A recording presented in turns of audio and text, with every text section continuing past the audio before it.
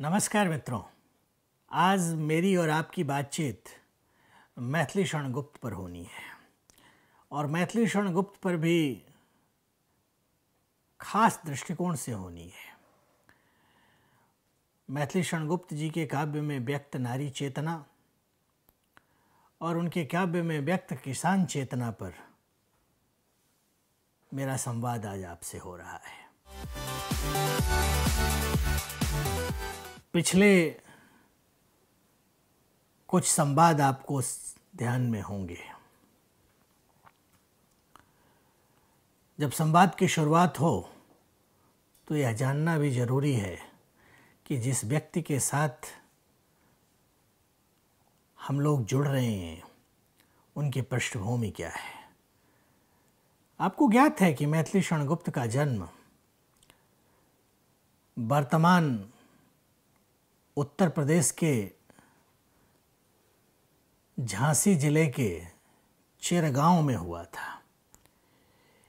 यह वर्ष उनके जन्म का वर्ष 1886 था। मैथिली शरण गुप्त जी का जन्म एक वैश्य परिवार में हुआ। बचपन से ही काव्य संस्कार उनको प्राप्त हुए। कविता के प्रति उनकी रुचि बचपन से रही।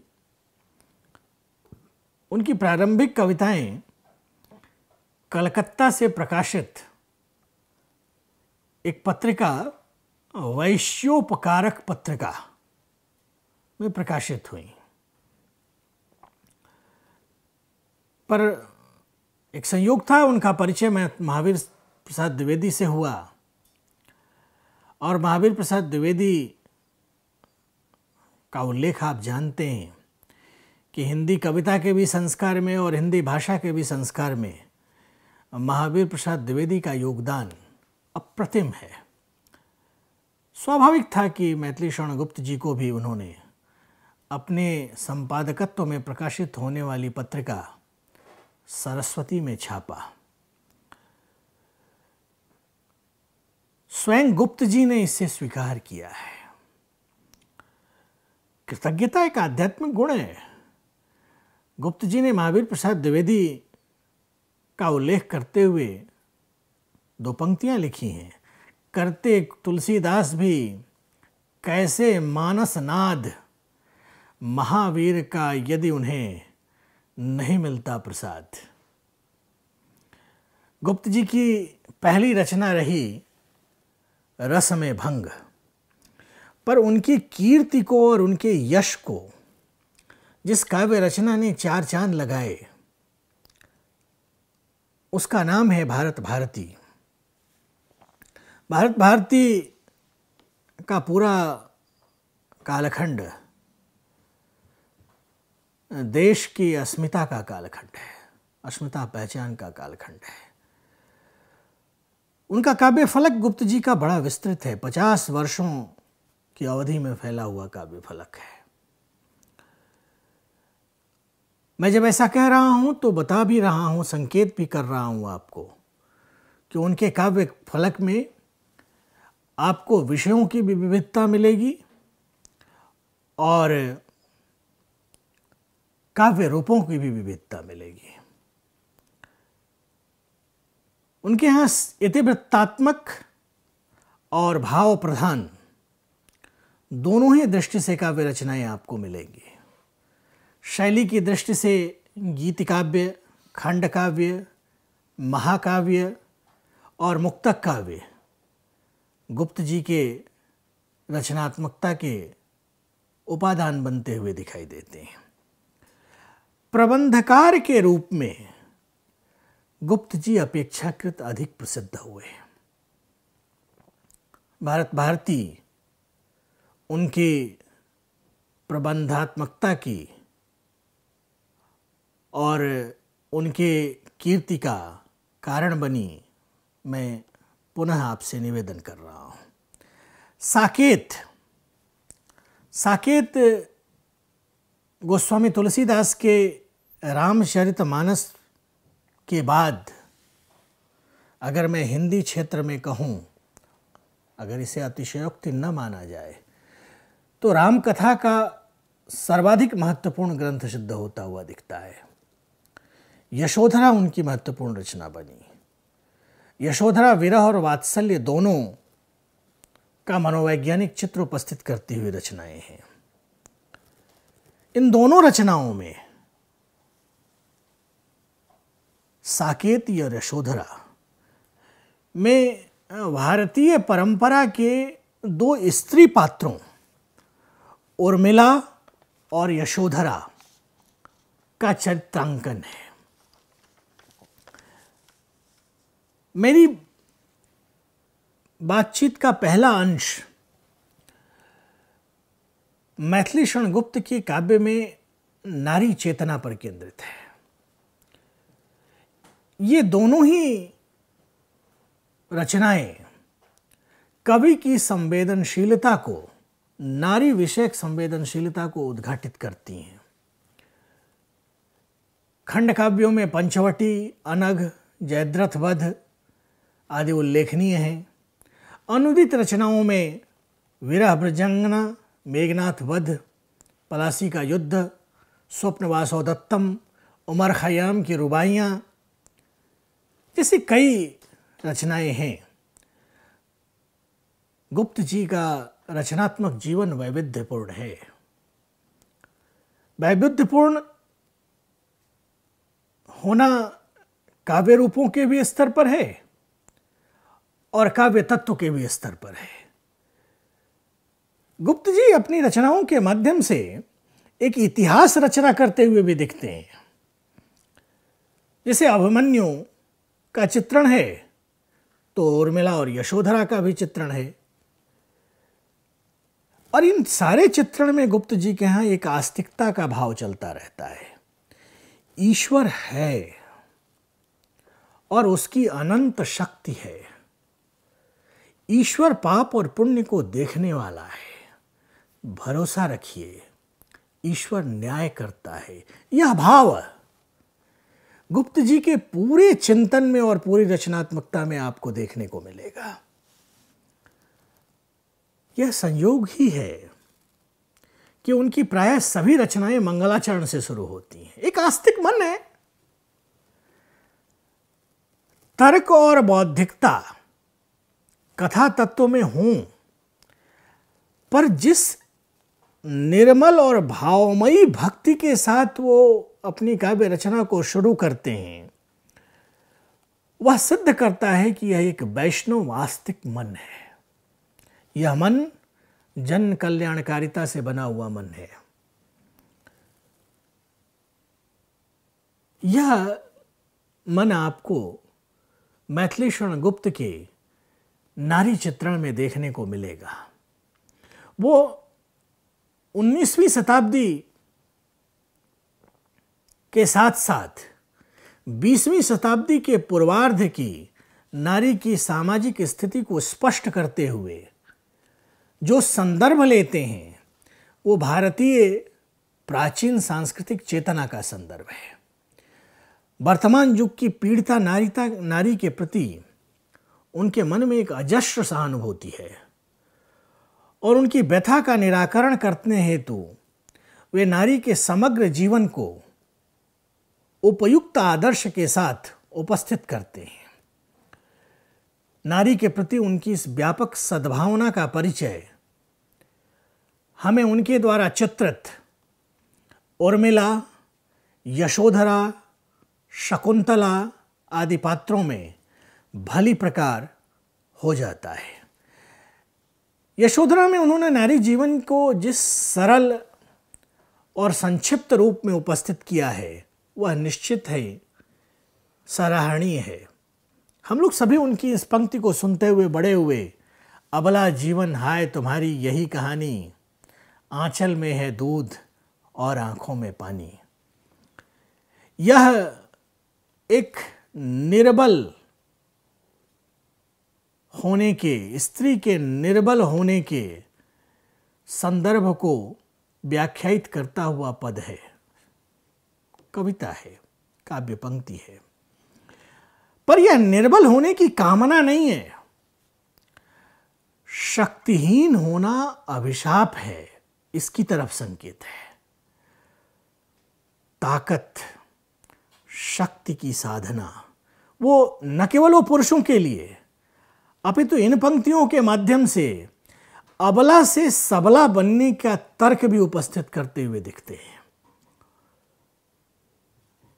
गुप्त जी की पर दुख कातरता उनकी नारी चेतना के संदर्भ में स्पष्ट देखी जा सकती है। नारी को पूज्य और सम्माननीय भाव देने वाली उक्तियां भी उनके यहाँ हैं।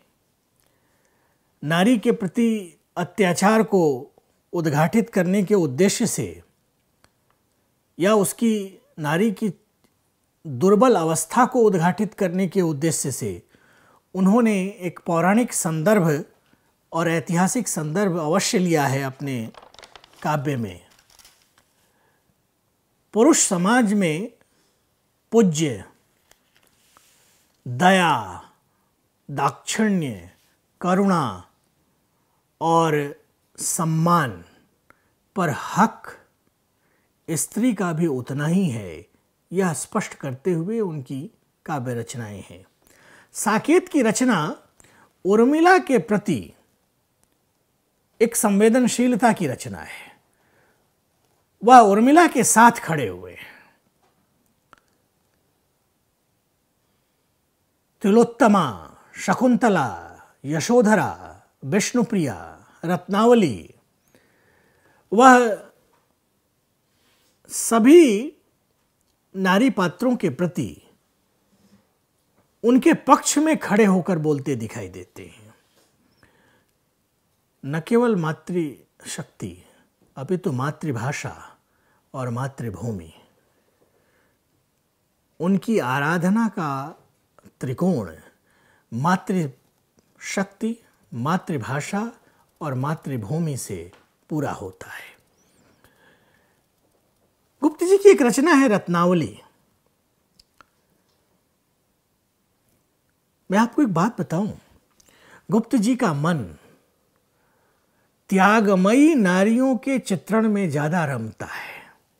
रत्नावली के त्याग की वो इसलिए प्रशंसा करते हैं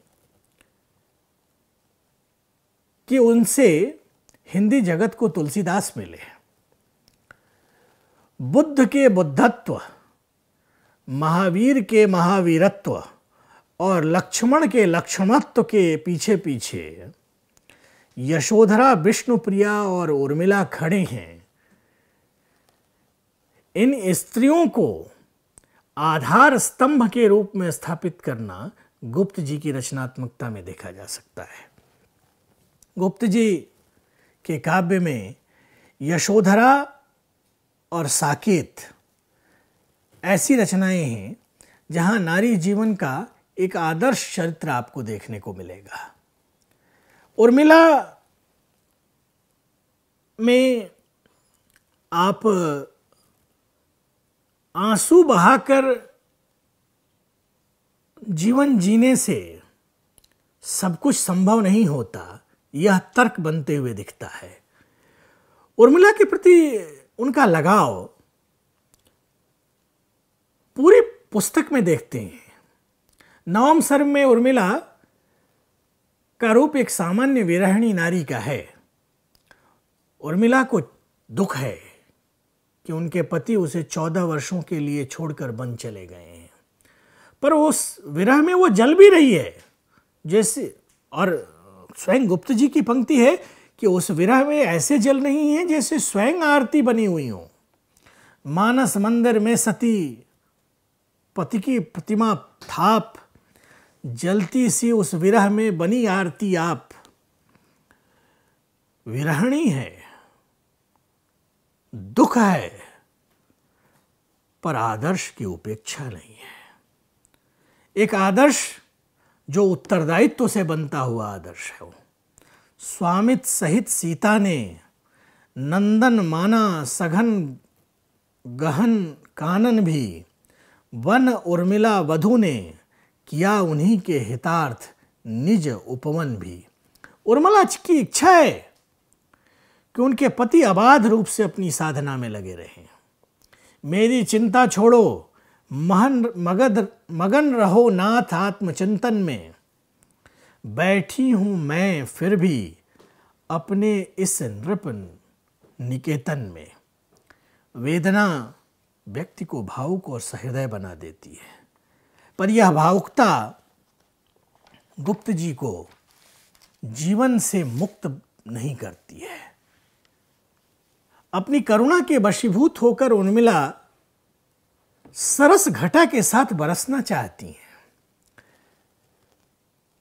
यह बरसना यूं इच्छित है कि पृथ्वी के सभी निवासी ताप से मुक्ति पाकर सुख का अनुभव कर सकें। बरस घटा बरसों में संग, सरसे अवनी के सब संग, मिले मुझे भी कभी उमंग, सबके साथ समानी मेरी ही पृथ्वी का पानी। वेदना से दूर भागना नहीं है, वहाँ सहना है, और वह सहकर जीवन की बेहतरी का स्वप्न देखना है। यह बेहतरी बिना आशा के संभव नहीं है, इसलिए उर्मिला के पूरे व्यक्तित्व में एक आशावादिता है। यह आशावादिता विरह में भी अभिसार का सुख देती है। वेद ने तू भी भली बनी, पाई मैंने आज तुझी में अपनी चाह घनी। यशोधरा का चरित्र यशोधरा पुस्तक को भी, यशोधरा काव्य रचना को भी एक चरित्र प्रधान काव्य बनाता है। इस ग्रंथ की रचना का उद्देश्य आत्मगौरव के साथ साथ स्त्री पीड़ा को भी अभिव्यक्त करना है।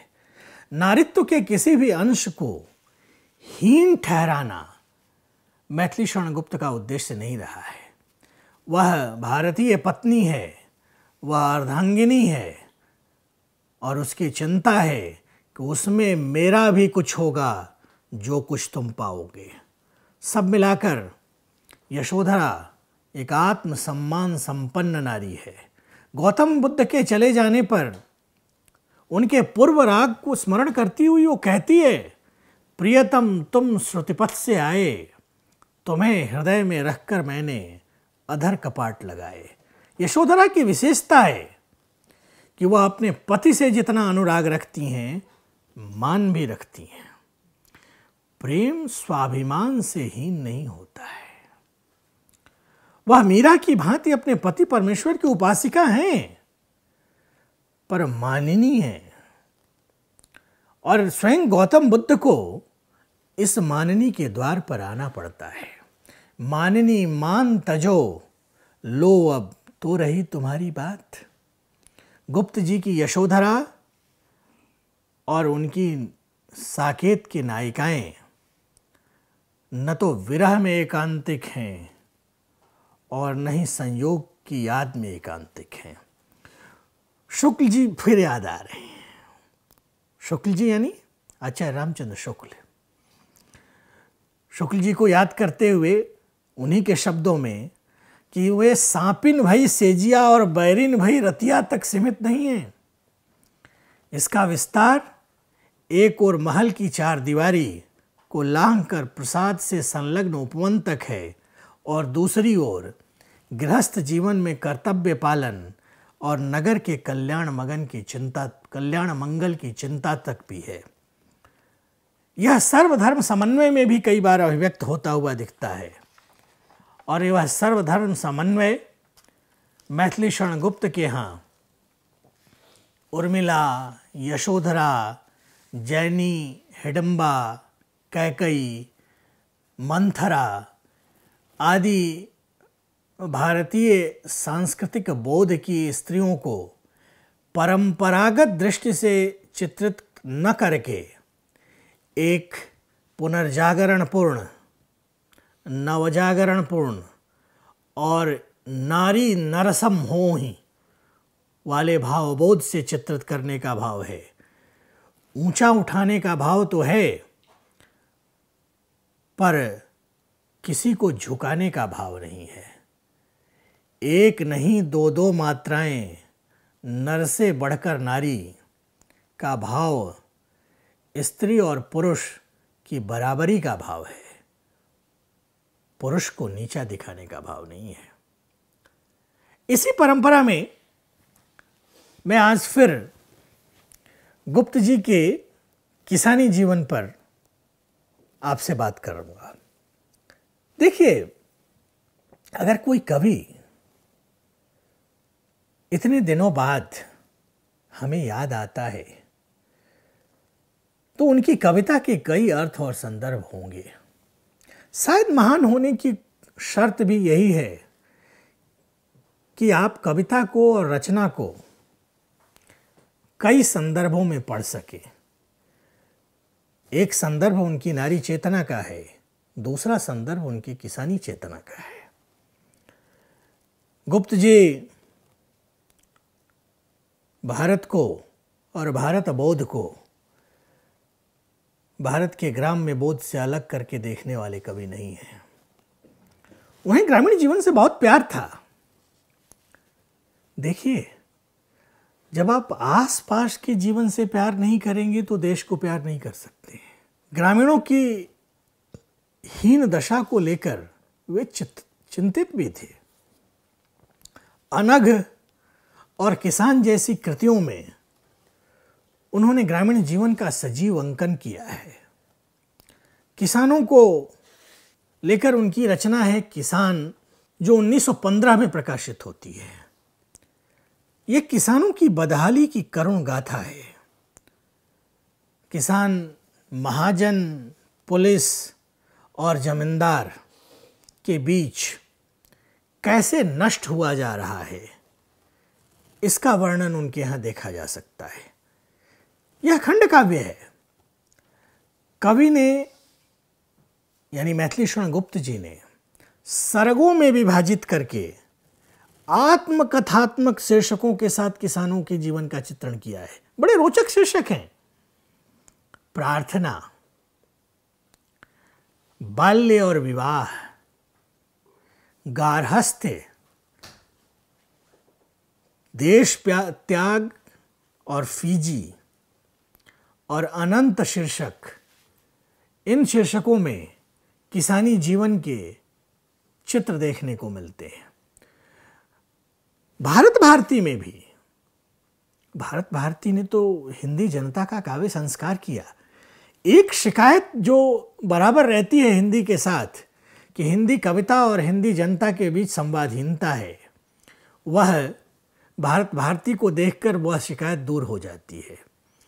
विभिन्न स्थानों पर भारत भारती में एक शीर्षक है कृषि और कृषक।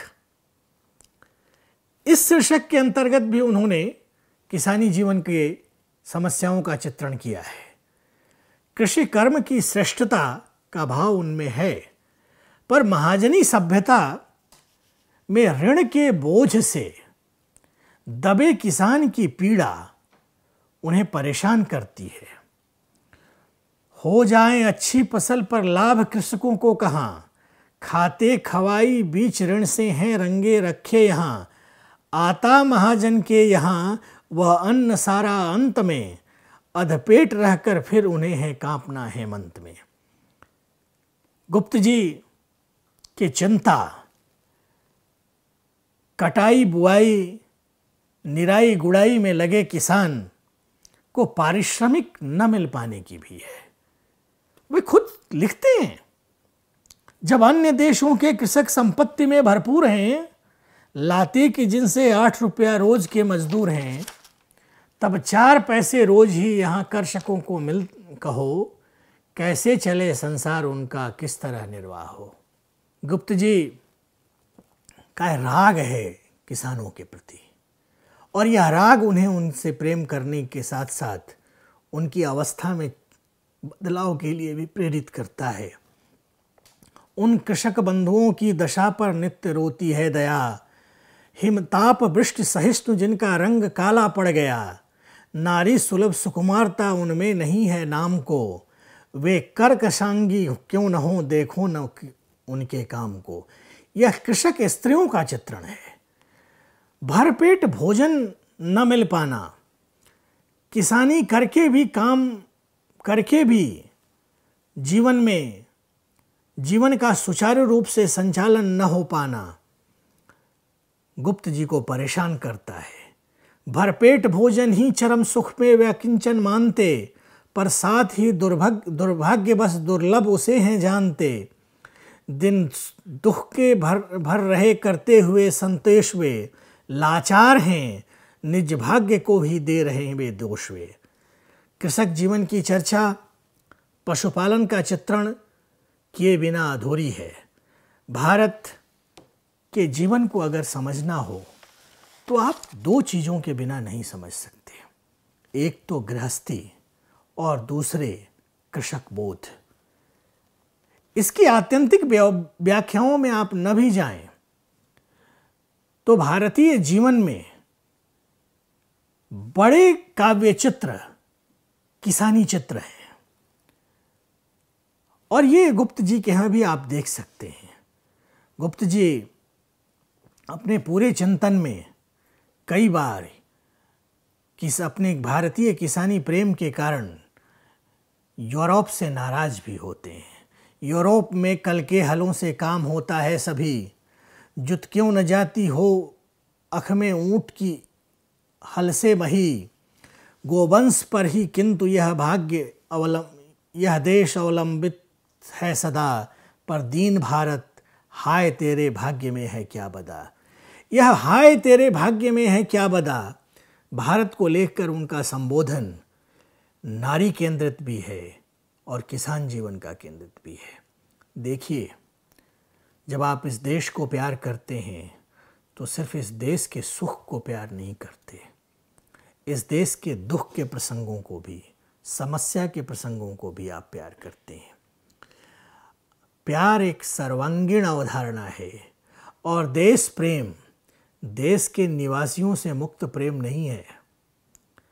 राष्ट्र सुंदर बनेगा यह तब संभव है जब यहाँ सभी का जीवन सुंदर बनेगा।